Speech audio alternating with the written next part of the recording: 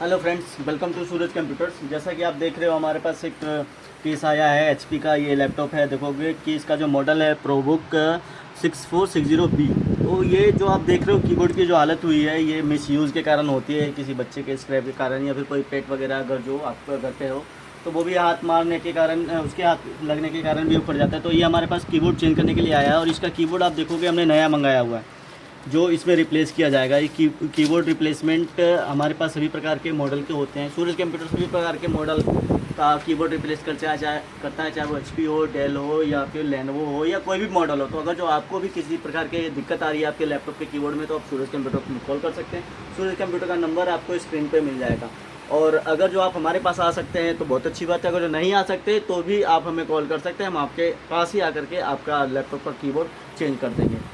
और इस प्रकार की कोई भी सेवा के लिए आप सूरज कंप्यूटर में कॉल कर सकते हैं। सूरज कंप्यूटर का नंबर आपको